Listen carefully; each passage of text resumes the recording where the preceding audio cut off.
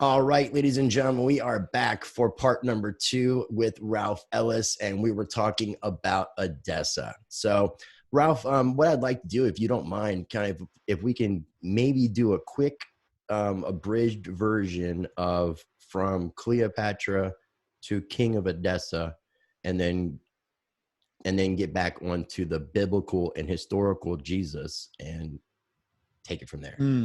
Yeah, how did we get to Edessa? Yeah, as I was saying before in the last section, the book I was writing was nothing to do with Edessa because I didn't even know Edessa existed because, again, as we said before, it has been deleted from history.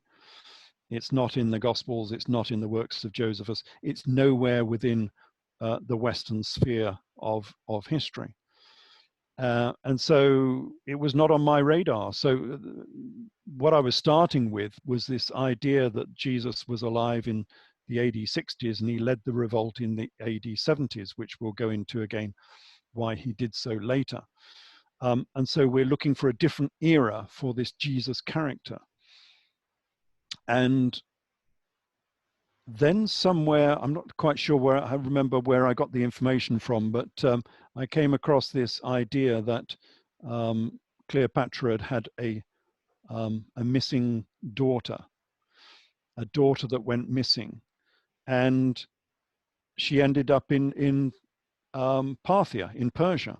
Musa Orania? Yeah, another of these unknown queens that's been deleted from history, Queen Thea Musa Orania. And this sort of struck a chord because I'd been looking at this from a different point of view in the works of Josephus. Because Josephus has this story, because what I was doing is I was looking for the biblical nativity.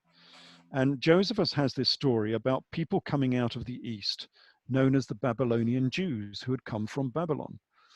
And he has two stories, very, very similar stories about these people who came from the East and settled somewhere in Syria.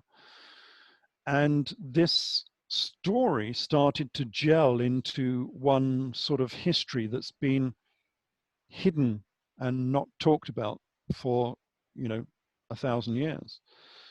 Because Josephus has these people in Adiabene. And as I said before, Adiabene is fictitious because there is no archaeological evidence for this place called Adiabene. It would be no replacement. That would have been a replacement word for Edessa. Yeah, it turned out to be a replacement word for Edessa. No reason why these people of Adiabene would come to Judea to start the Jewish revolt, because these were the people who started the Jewish revolt. They came out of Adiabene. And so I had to go through this long process of proving that Adiabene did not exist, even though I didn't know where it actually was at that time. I was dealing with phantoms here. And I went through a lot of the Roman history and I proved that Adiabene was fictitious. I had a historian from Adiabene, modern Arbela, and I asked him for the archaeology that they had on Adiabene. And he said, yes, there's loads and loads of evidence for Adiabene being here in Arbela. And I said, that's great, I'll come over, I'll have a look at the museum. He says, no, all you've got to do is look at the works of Josephus. Well, that's not evidence at all. There is no evidence. There was no museum. There were no artifacts. There was nothing to prove that Adiabene was over near Mosul. And so then we brought in this queen, Thea Musa Orania, and her history, and it all began to gel into one story. So what happened is that Cleopatra had this lost daughter, a daughter between her and Julius Caesar. But Caesar had just died, so she had scarpered back to Egypt. And the daughter was obviously born in Egypt. And there was this big panic in Rome because everyone thought she was going to have a son, a scion, an heir to the Empire of Rome. And they didn't want that. They didn't want an Egyptian ruling Rome. And then the fear is gone. why? Well, history doesn't pick up on this. You know, why was the this mad fear, why was it ended? Because there was no son. It wasn't a son, it was a daughter, and a daughter was a complete disappointment to Cleopatra. That's not what she wanted at all. So this lost child became one of the many children that were eventually brought up by Octavian. He had a whole family of them, of children from, you know, various monarchies all over the empire, which he was bringing up. It was the way the Romans did things. You know, if you want taking care of the younglings, the royal bring young, them up as Romans, and then hopefully you can plant them back into wherever they came from, and they'll be good Romans. And that's how you rule the Roman Empire. It was fairly standard. And we don't really get much of a mention of this daughter until we get this very strange marriage. So Octavian is sorting out his borders. He's only just, after a mighty struggle, he's just become the emperor. And to secure his southern borders, he gives the daughter of Queen Cleopatra, this is another daughter, this is Selene. The one from Mark Antony. Yeah, the one from Mark Antony. So he gives Cleopatra Selene to Yuba II of Mauritania. Let's call it North Africa, basically. It's, you know, Tunisia and Libya and all that sort of region. So he gets a princess, a daughter of Queen Cleopatra. And he's just, you know, he's a minor king. He's a very minor king. I know you compared the Mesopotamian kingdom as being an independent kingdom like Judea, but it was still holding allegiance to Rome. Oh yeah, exactly the same as Judea. So it was a diplomatic bride, as you said, yeah. Cleopatra. It was same as Judea was ruled by the Herods at the time. You know, it was completely subservient to Rome, but it had its own independent king who had to go and justify himself to Rome. You know, he was subservient to Rome. But then they had a problem on the eastern borders. So this is Octavian again. Rome had been at war with Parthia, this is Persia, for a century. And they had lost 3 battles, and loads of legions had been lost in that region, including by Mark Antony, lost a legion over there. And so he wanted to secure his eastern borders. And so Octavian gives the king of Parthia, which is Phraates IV, a prostitute called Thea Musa Aurania. Right, the country that had defeated Rome twice before, and they're giving a minor king in Africa a princess that has legitimate lineage, and then you're giving a concubine prostitute to the guy that defeated you, who you're trying to win over to defend your borders. And this king in Parthia was so enamored by his new prize that he made her the chief queen of all Parthia. And you showed some coinage, which shows her Thea Musa Aurania. Well, as everyone thought this was a ribald story, because this story is told by Josephus again. And everyone thought this was just a salacious story. Because it goes on and on, this story. It's got some interesting twists and turns. And that this character was fictitious until they found her coins, of course. And then these coins started turning up with Musa written on them. She's a real queen. She became the queen of Parthia. And she became queen of Parthia, of course, by killing her husband. So she wasn't the best of choices as queen. That had to do with their son as well, right? Which was Phrates. Phrates, yeah. Phrates, okay. Phraates V. So he was the next king after Phraates IV, but he's known as. And then there was some question of incest, and they killed the king, and they were exiled. They were kicked out of that area. Yeah, she killed her husband, the king, and she promoted her son, Phrates, to the throne in a co-regency with herself. So she became the queen of all Parthia. This upset a lot of the Parthians, and they got kicked out of Parthia. And so they made their way across to Syria, where they formed a new city-state in northern Syria. And at first I thought that they were just, you know, a band of vagabonds, fleeing from Parthia, but it turned out later that they obviously left on their own terms, and they left Parthia with 200 courtiers, 600 mounted cavalry, and half of the Persian treasury. So she came out of there fairly rich. Yeah. But then if you think about it, what we have here is the nativity. What is the nativity? I mean, the nativity is a very strange story. We have this story of a king. Yeah, forget the carpenter business. We'll go into that later. But Brian we the have this Carpenter, story of a king because he was called the King of the Jews. But he's a king who's been born in lowly circumstances in a stable somewhere for some reason, on some sort of journey in Judea or somewhere near that.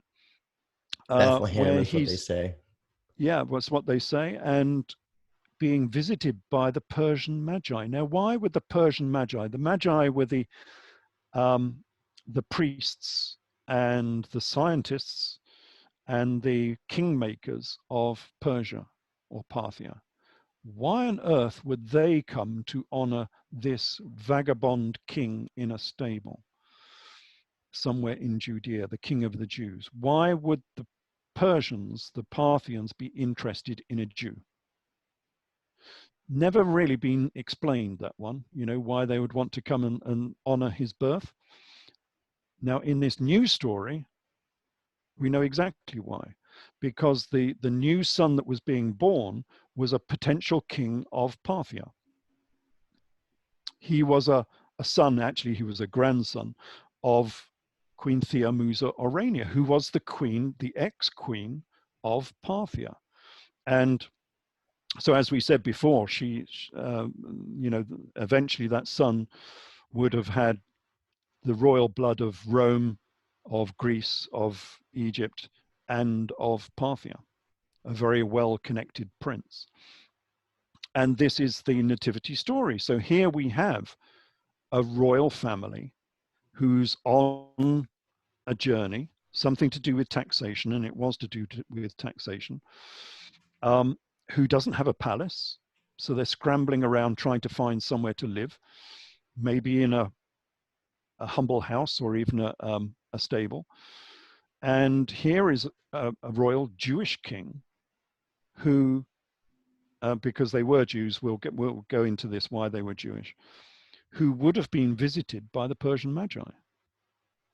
Because any son born to that royal family would have had connections with Parthia and would have been potentially a prince and king of Parthia. And that's why the Persian Magi came to visit them. So it sort of makes sense of this very strange story, which never has made sense before, of the biblical birth, the nativity scene. And so here we have this beginning of the gospel story. And then all you've got to do is find out where they went to. Because as we were saying before, this place that Josephus is always talking about, Adiabeni, does not exist. Although, for some reason, for the last 300 years, historians have just taken this as being the gospel truth that this place existed, even though there's no evidence for it.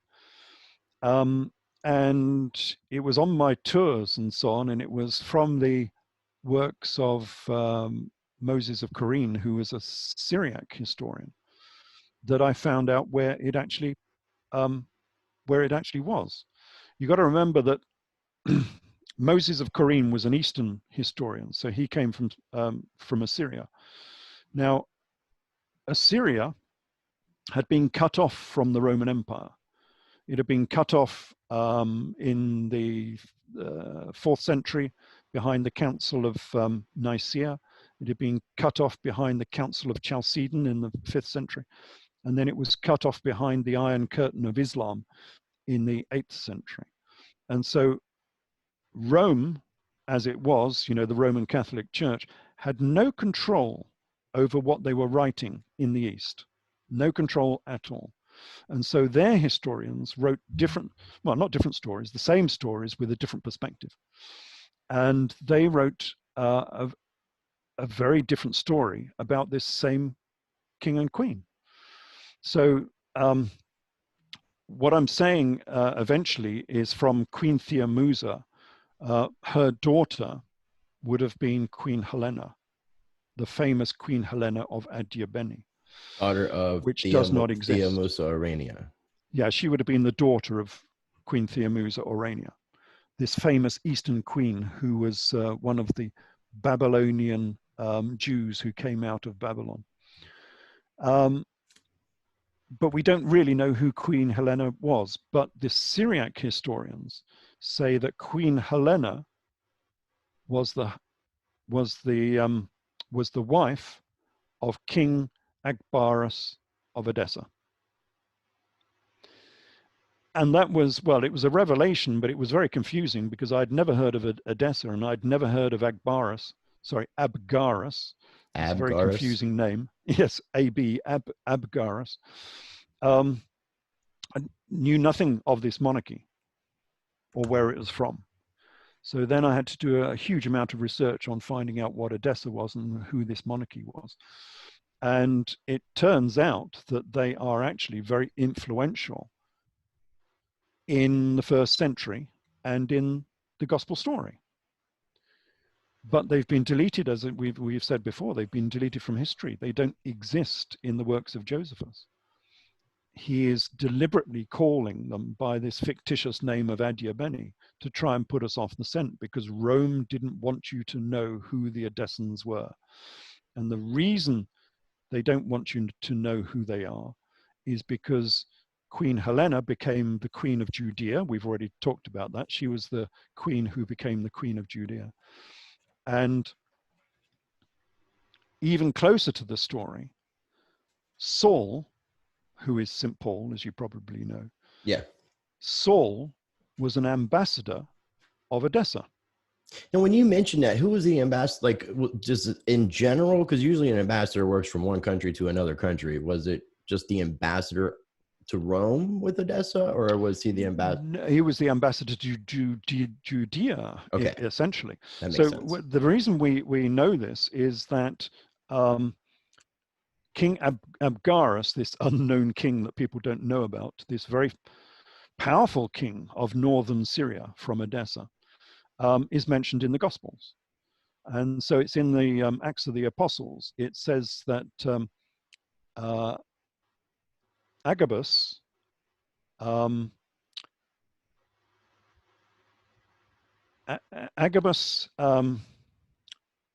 knew that there was, he prophesied that there was going to be a famine in Judea.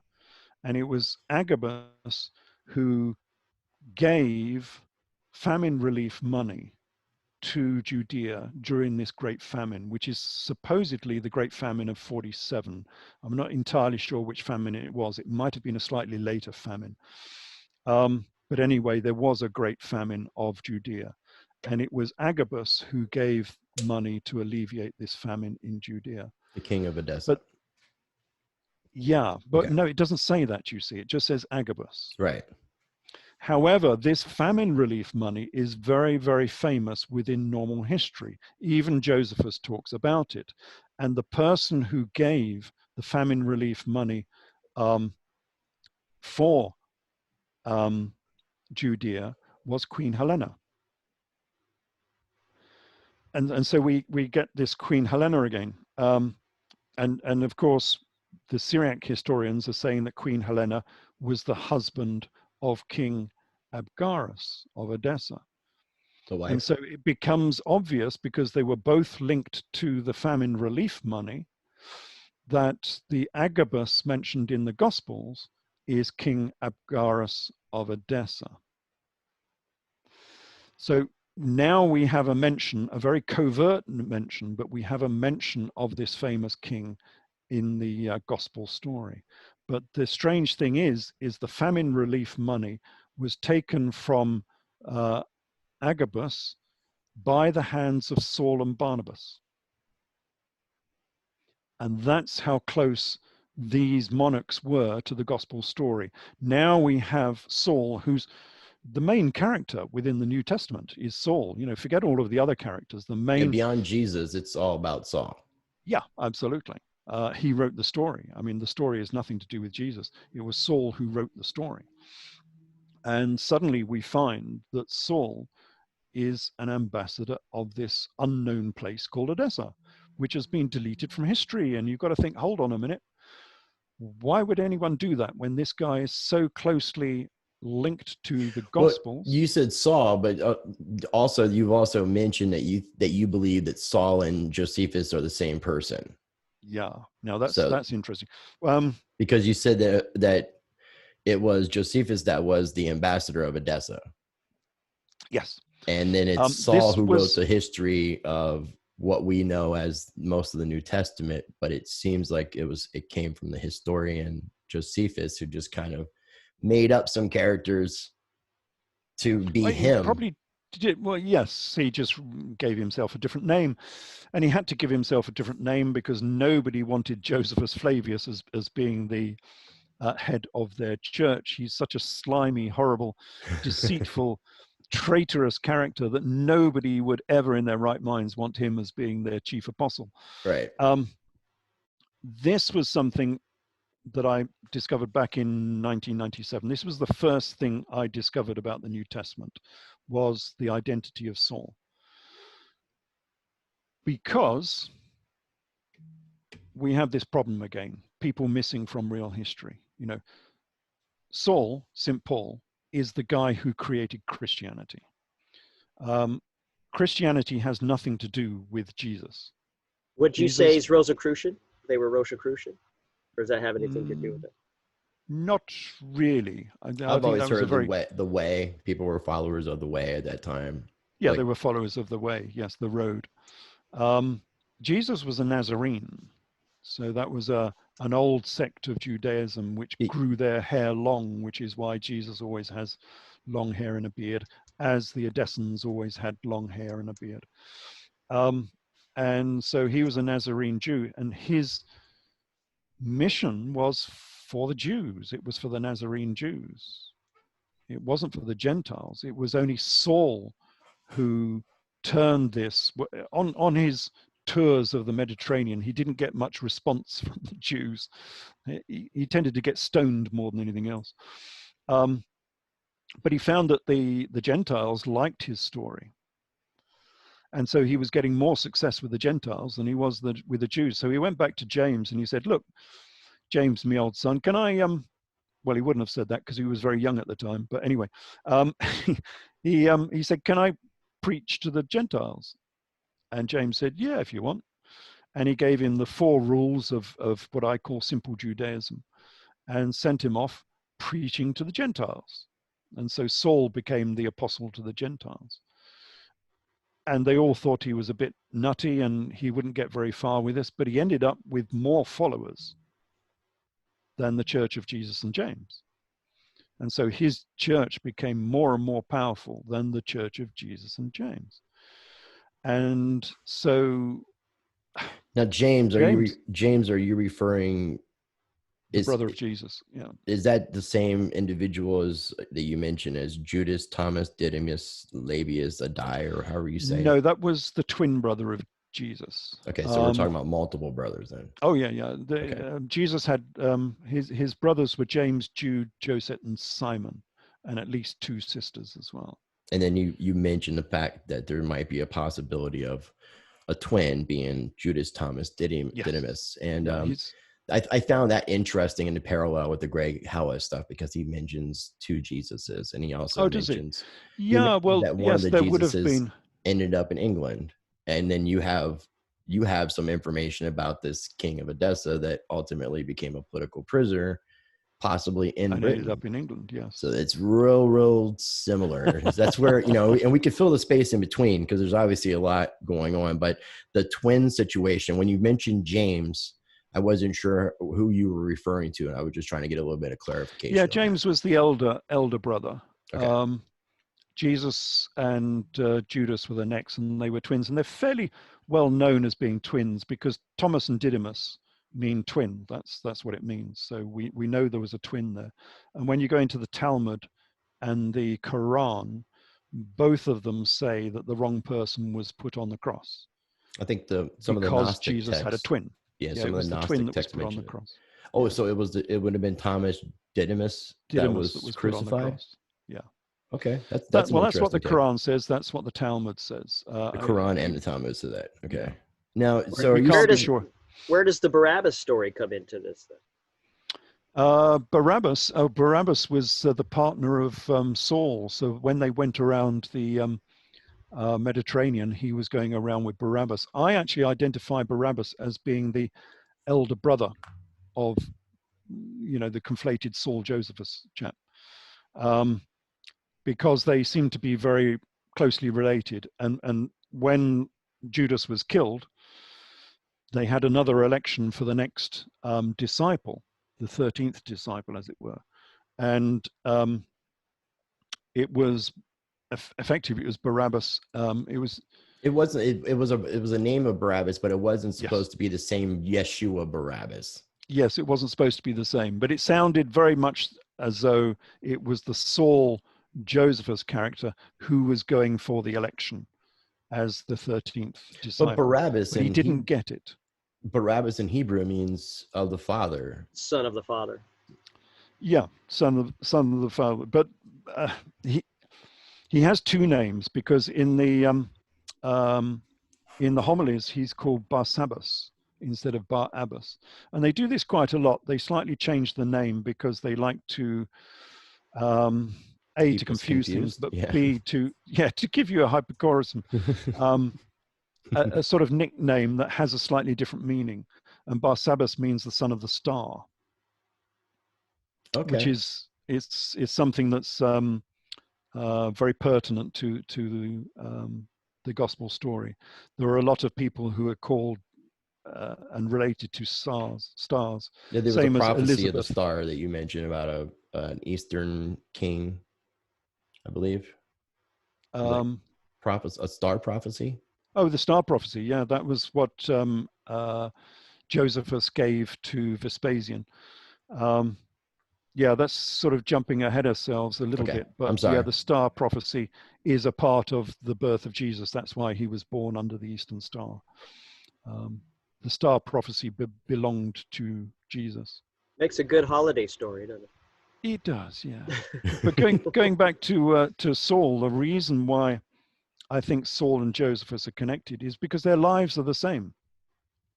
All of the things they seem to be doing are almost identical, including both being on the same prison ship being taken to Rome. So both of these characters, both Saul and Josephus, ended up as effectively prisoners on this prison ship being taken to Rome, which is shipwrecked on Malta. And then they are saved and taken to Rome to go and see Nero. So they both go and see Nero. And you've got to start thinking, how many Jews in the first century were shipwrecked on a prison ship on Malta and taken to see Nero? Oh, tons of them, man. Tons of them. Happens all the time, yeah. Either these were two characters on the same boat, or they are the same character. Would this prison ship be a Knights of Malta ship? No, well, they were much later, of course. They were sort of Templar era, so they would have been early medieval era. Okay. This was the first century. And the funny thing is, just as an aside, this is why I sort of had an idea that these books were based on reality. Is the ship has a name? Did you know that they named ships in that era? Anyway, the ship that they took to Rome was called Castor and Pollux. So that was just a little aside in the story, which I thought was fun. So we end up with this conflated Saul and Josephus character, which is interesting because, Saul is missing from the historical record, like all of these characters are missing. And suddenly we find him. And they both end up having the same, They both end up having the same sort of life story. So when they come back, when we have a strange thing with Saul. Saul, we don't exactly know who he was, although he was important, because when he was imprisoned, all of the procurators and princes and kings used to come to visit him. So he must have been fairly important in some manner. But he was also going around Galilee and Syria, persecuting the Christians and committing them into prison. And nowhere in the Gospels does it explain under what authority he was doing this. Who gave him the authority, and what was his job that he could actually arrest people and put them into prison? Right. Well, as Josephus, we know exactly why he was doing it, because Josephus, when he came back from Rome, he ended up as the army commander in charge of Galilee and Syria. And what he was doing at that time is he was going around Galilee and Syria, chasing and persecuting a guy called Jesus. And then in the Gospels, it says, Jesus says, Saul, Saul, why are you persecuting me? Well, if we make them the same person, we know exactly why he was persecuting Jesus, because that's what Josephus was doing in AD 60s, just prior to the Jewish revolt, all around Galilee. He was chasing this guy called Jesus. And the story makes sense, but only if you put it into the AD 60s, not into the AD 30s. So you can look as hard as you like, you can be the most diligent theologian in the whole world, but if you're looking in the AD 30s, you're not going to find anything. If you look in the AD 60s, suddenly you find the whole story. And the reason they don't want you to know it was in the AD 60s is because Jesus was the leader of the Jewish revolt. And they can't have that. How can you have this pauper Prince of Peace, who is now actually a real king who started the Jewish revolt against Rome? It's the same person, it's the same story, but it has a different meaning. In the four Gospels, that I'm not sure where it says it, but Jesus said that he came to bring the sword. Yeah, absolutely. And it also talks about him flipping the money changing table in the temple as well, and getting a whip out and like flogging people. So I mean, he wasn't exactly the Prince of Peace that they were trying to portray him as. That's where I think that maybe some of the historical Jesus kind of mixed in with the biblical version. I think, and it's really fascinating. So to get some clarification, are you saying that Queen Helena and King Abagaris would be the parents of Jesus, King of Edessa? Yes. Okay. And it's Isis, right? Just for the listeners, it's King Isis, Izas. Yes. We have this confluence of names here. It's like Isis, King Isis Manu the Sixth of Edessa is his official title, right? Yeah. And he was ultimately wanting to be the first Roman emperor from the East, and that would make him Emperor Isis Manu of Rome. Emmanuel. Yes. Which, the Emmanuel of Matthew 1:23, where it talks about this baby will be known as Emmanuel. God is with us, but there's no mention of Emmanuel in the story of Jesus, period. But yet this king of Edessa, the most stupid prophecy ever, that one. but I mean, is the Manu a similar thing to Emmanuel, or is that just another coincidence? This is just Talmudic Pesha, basically Jewish Pesha. So they have a technique of trawling the texts of the Old Testament, looking for similar events and similar titles and similar people. Because if you can compare your character with someone in the Old Testament, you can use that for prophecy. You can also use that for hiding someone's name, of course, but you can use it for prophecy. So you can find a person in the Old Testament who has a similar life. You know how that life transpired in the Old Testament, and so you can say that the contemporary character in the first century is going to have the same life. and that is sort of Pesha. But what Pesha you can do with Pesha, you can use it for prophecy, but you can also use it to slightly cover up somebody's name. So you can actually call them by a different name, and unless you're in on the joke or in on the enlightenment, you're not going to know what they're talking about. And the Talmud does this all the time. It uses names for Jesus like Ben Stada, Bar Kamza, and various others. And unless you know that that is talking about Jesus, you've got no idea what the story is about. Coded. And it was a way of covering things up so that even if the Romans went and, read your text, the Romans wouldn't have a clue what you were talking about. So it's a great way of covering things up. So what they've done is they've gone back into the Old Testament and found this prophecy where someone was called Emmanuel, and it just fitted the name of this king so well. They thought, oh, brilliant, we'll use this as a prophecy. But of course, it's the most stupid prophecy ever because it never came true. Yeah, it never. Yeah, I've always wondered about that. But when I learned about Isis, Izas, and the name Manu as being part of his either a title or his name, I definitely saw some correlation with that.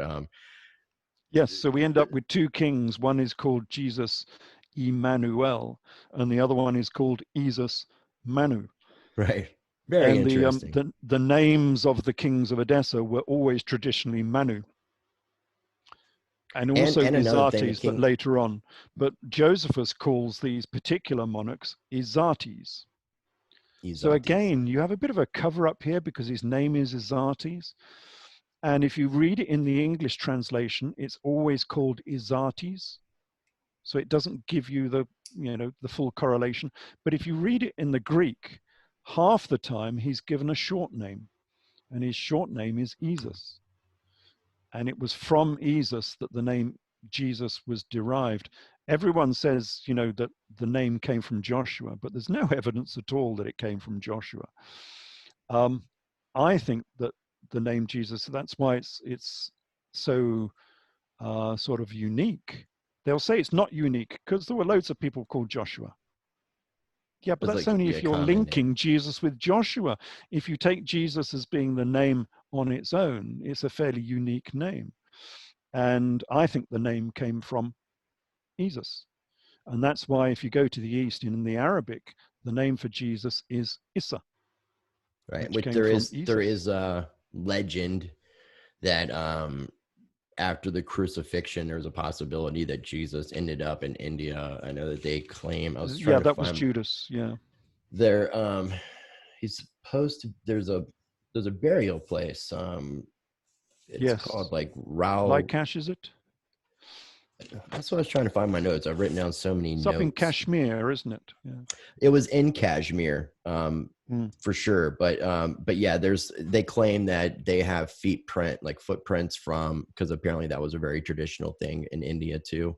And the footprints have crucified feet. Because there was a lot of talk about I don't know if you've seen it, but there's a really cool, not that I like the BBC, but there's a really cool BBC documentary out that there was an African-American that lived in England that did some research about Jesus and started looking into astro-theology, traveling around to like India, Israel. Very interesting as far as like the findings that he had. And when you mention the ideas of the twin and how the name Isis got used in India, it makes sense that it would have come more from the Persian aspect than from the Judaism, Yeshua, Joshua. So it makes sense. But again, it was probably Jesus's brother that went there as well. So this would have been Judas, Thomas Didymus, and he was the one that went to the east. And when the crucifixion took place, are you saying that somebody stumbled upon the crucifixion and took this person off the cross before they died, or were they not supposed to die on the cross? Oh, we have a full history of the crucifixion. Again, this is one of these things that's covered up and hidden. I mean, it's not hidden if you know the texts, but because nobody will talk about it, it's hidden to the majority of people. But Josephus gives us the entire crucifixion event. So this comes from his Vita, his life. Does this lead up to the burial location as well? No, he doesn't go that far. He just says he was taken down from the cross and he survived. So again, this is to do with the Jewish revolt. And I suppose we must get into why Jesus was doing this Jewish revolt business. But he was the leader of the Jewish revolt because he was the king of Edessa. From AD sort of 57 onwards, he was the king of Edessa. And as we said in the last talk, it was the kings of Edessa who started the Jewish revolt, and the Jewish revolt ended when the kings of Edessa were captured. So he was the king of Edessa, and he would have been captured at the end of the Jewish revolt. And Josephus gives us this wonderful story, which he didn't do earlier on in his earlier books. He only did it much later in the AD 80s. And he said that, because remember, he was a Roman commander. He was in command of a unit of Roman cavalry. And Josephus Flavius was coming back from Tekoa, which is just south of Jerusalem. And he was coming up the Kidron Valley, and he saw the 3 leaders of the Jewish revolt being crucified. And he remembered them as being his former compatriots. Remember that Josephus Flavius had changed sides. He was on the Jewish side. And then he went across to the Romans and became a Roman. They were his former compatriots. And so he took pity on them. Actually, he saw the value of what they were, basically. And so he ran to the governor, who was Titus at the time, of course, and said, "Can we take them down early from the cross?" And Titus said yes. So they went back and they took the 3 leaders down from the cross. 2 of them died and 1 of them survived. Familiar story? That's the crucifixion. I mean, that is the entire biblical crucifixion event. The only difference is it happened in AD 70 and not AD 30, and the Roman commander that gave permission was not Pontius Pilate, it was Titus. Apart from that, it's exactly the same. And it specifically says that 1 of them, and these would have been the kings and princes of Edessa, 1 of them survived. And that is where all of this, well, there are 2 reasons for the resurrection business, but that's one of the reasons why we have this resurrection story that, you know, Jesus came back to life, because he was given medical attention and he survived. And I think that Josephus Flavius understood the value of these people. I mean, A, they were his previous compatriots, but B, why do you want to crucify someone like that who could be used as a bargaining chip to prevent further revolts in the future? As long as you have their king captured and alive, you can use him to prevent any further revolts against Rome. And that's exactly what they did. That makes sense. So ultimately, you're saying that King Isus Manu was the leader of the Jewish revolt. Ultimately, the Romans were victorious, and Isus would have been captured, crucified, taken on the cross, and then I'm taking at that point he was sent to Rome. Yes, that's all we get from Josephus. And then from there, you're saying that there's a possibility that from Rome he was exiled to Britain. I don't remember the name of the fortress facility that you said. Fortress Diva. Fortress Diva. Diva. Okay, you mentioned that Diva. Diva, like D-I-V-A. Yeah, it's spelt with a W, but it's normally pronounced with a V, so it's normally pronounced Diva. And you kind of compared that to being a modern day Guantanamo Bay.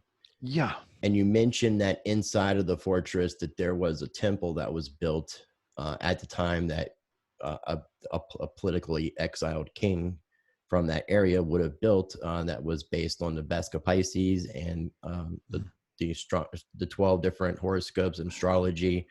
You mentioned that after King Isus died, if all this played out to be true, that the temple was then destroyed.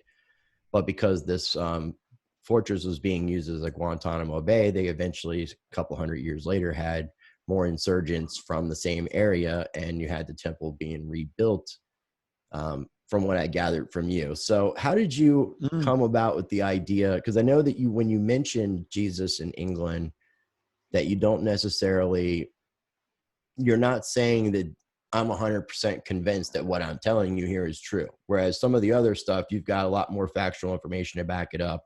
Yeah. This is where you're kind of slightly speculating with some factual information. Would that be kind of correct in a way?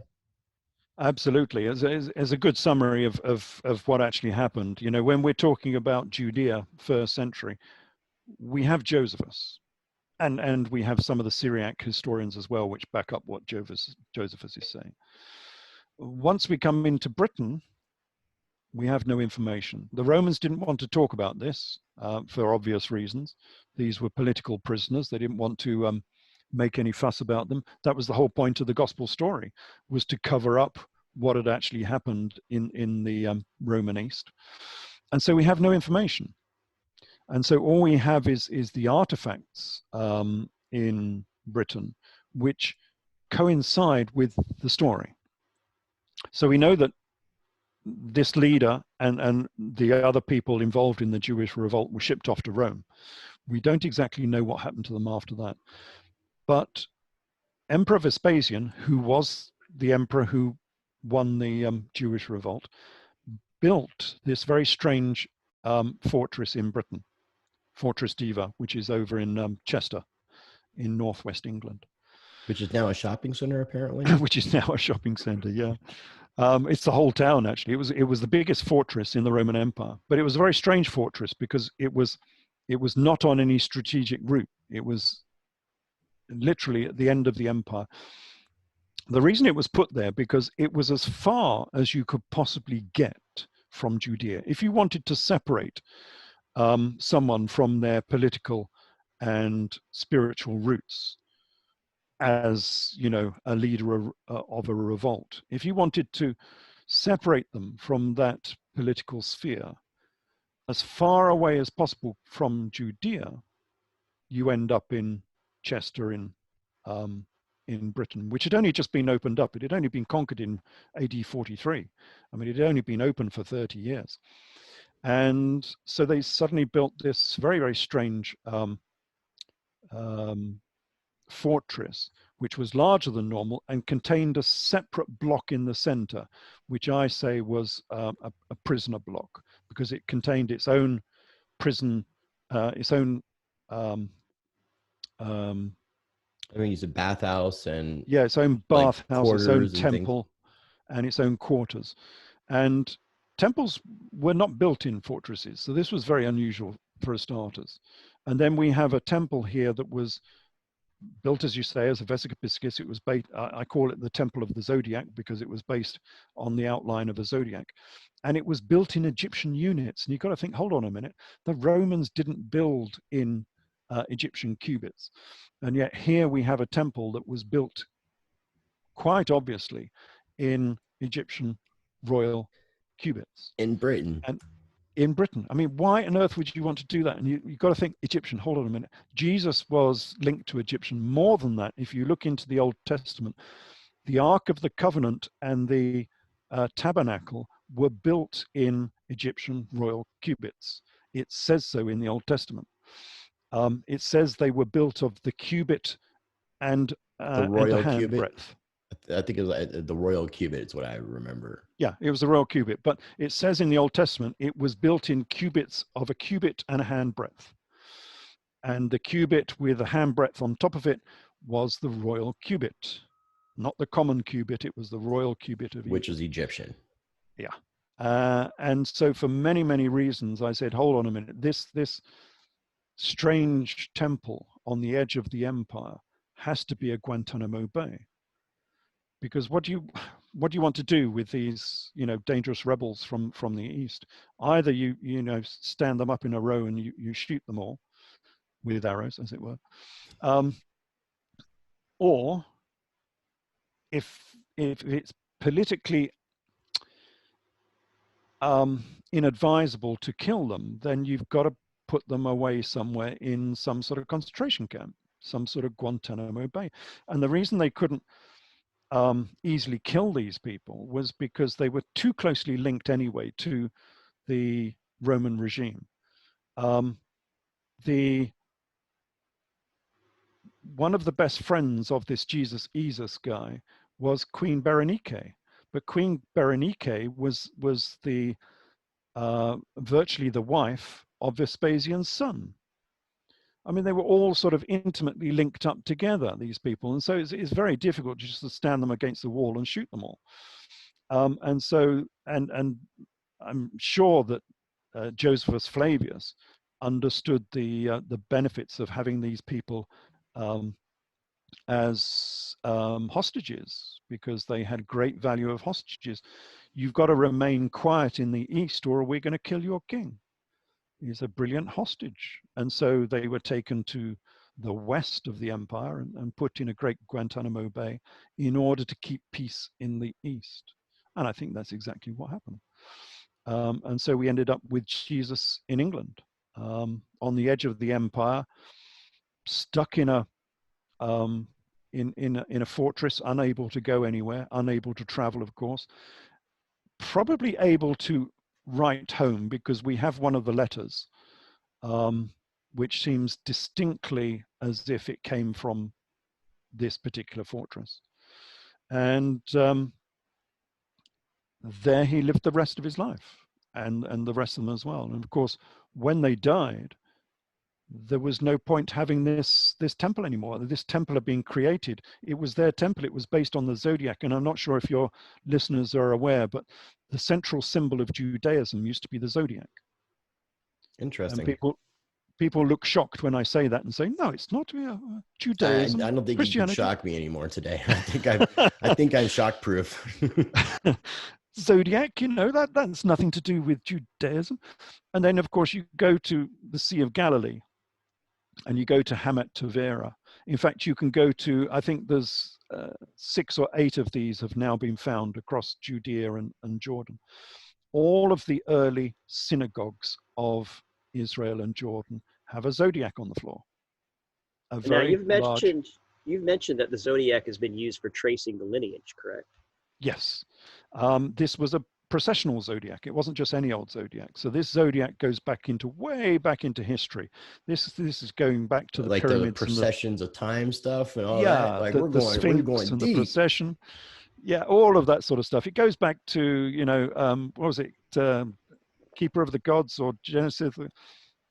The famous books about the pyramids that were written, 10 Chariots years. of the Gods, or yeah, that sort of thing. Yeah, I think it was Chariots of the Gods. No, I wasn't thinking of chariots. I was thinking of fingerprints. Fingerprints. Yeah, that was more like it. Fingerprints of the gods. Before you go on real quick, I wanted to mention that a lot of this royalty was very ancestral, right? So another reason possibly why it was difficult for them to execute each other was probably because they were really family. Yeah, they were all family. They were all of these royal families were intermingled and intermixed. I mean, it was Felix, I think, of Judea, one of the procurators of Judea. One of his wives was a famous wife, and she managed to marry 4 kings in her life. She got passed around as a royal princess and ended up being the wife of 4 kings, and procurators and various, important people. So not much difference than what we have going on today. Yeah, same sort of thing. Yeah, it kind of follows in my books, I say that Mary Magdalene was the sister of Jesus. Of course, he married his sister, so that's why they don't want you to know that Jesus was married. It's not because marrying someone is taboo. The problem is they don't want you to know that Mary Magdalene was his sister. So that's what I was alluding to. Yeah. I hadn't had a chance to look into every piece of you could tell I've been studying your stuff, but I haven't had a chance. You have indeed, yes. And Queen, I noticed that you had something in one of your lectures on your YouTube channel about Queen Mary Magdalene, but I didn't have a chance to really look into it to get that you were saying that was Queen Helena's daughter and would have been King Isis' sister, which is very interesting. Yeah, I think she's probably a half sister. And the interesting thing about the illusion there is that it's quite obvious that she was the daughter of Simon Boethus. That's why Mary and Martha lived at the house of Simon. And Professor Robert Eisenman goes into this in great detail. And over the space of about 300 pages, he proved and demonstrated that Mary and Martha, the biblical Mary and Martha, were the Mary and Martha of Simon Boethus, who's famous from the Talmud. He was a first century aristocrat. And I sort of wrote to him and congratulated him on this, because I'd sort of seen similar markers, but he obviously speaks fluent Hebrew, so he was able to translate the Talmud much better than I am. And I said, well done, this is a perfect evidence that Mary Magdalene was a daughter of Simon Boethus. And he said, no, I didn't say that. I thought, yeah, yes, you did. He said, no, they just look the same because they based the history of Mary Magdalene upon Mary Boethus. And the reason why he couldn't say they were the same person is because Mary Magdalene is supposed to be AD 30s, and of course Mary Boethus is AD 60s. And we have this chronological chasm once more, and he could not bridge that chasm. But it's quite obvious they are one and the same person. And the reason they don't want you to know that is because they don't want you to know that they lived in the AD 60s, of course. But the other reason is that Mary Boethus was the richest woman in Judea. She was the woman who was given 1,000,000 gold denarii for her dowry when she got married. 1,000,000 gold denarii. In today's money, I worked it out as being something like $5 billion. It was a huge, everything in the Talmud about her is the richest woman in Judea. She spent, 400 denarii a month on perfume and things like this, and the cost of her bedspread and all of this. She never walked on the floor. She only ever walked on carpets.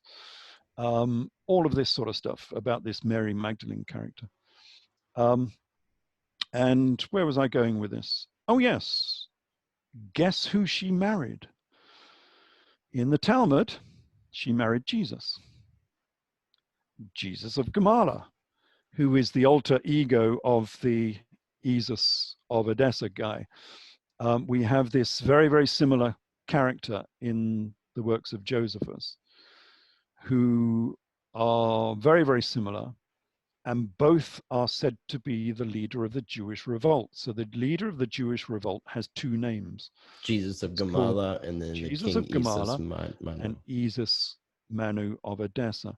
And of course, the Gamala title, everyone is linking to Gamala because there's a town called Gamala in Galilee, and they think, well, that's because he's also called Jesus of Galilee sometimes. And they're thinking, well, that's where he came from. That's why he's called Gamala. But of course, the title of the Edessan kings was Kama. Gamala, Kama.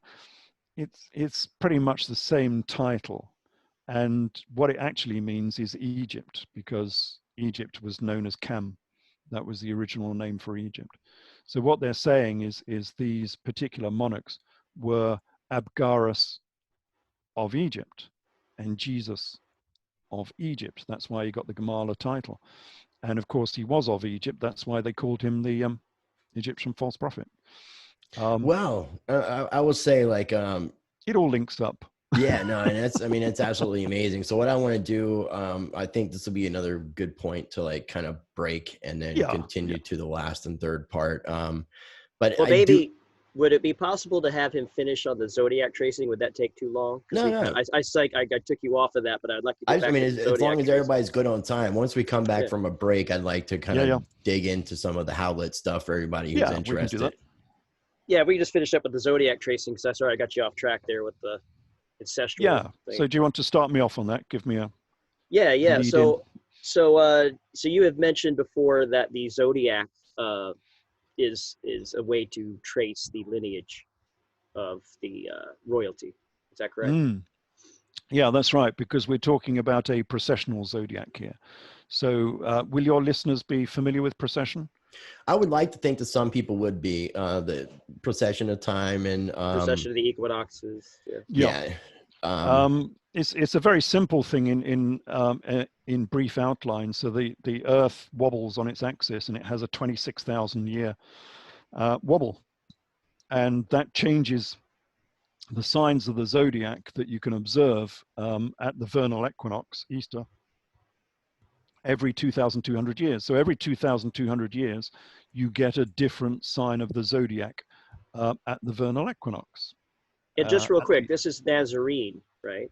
Is this Nazarene zodiac? No, it's just the zodiac. No, just the zodiac. The Nazarene is a Judaic sect. Okay.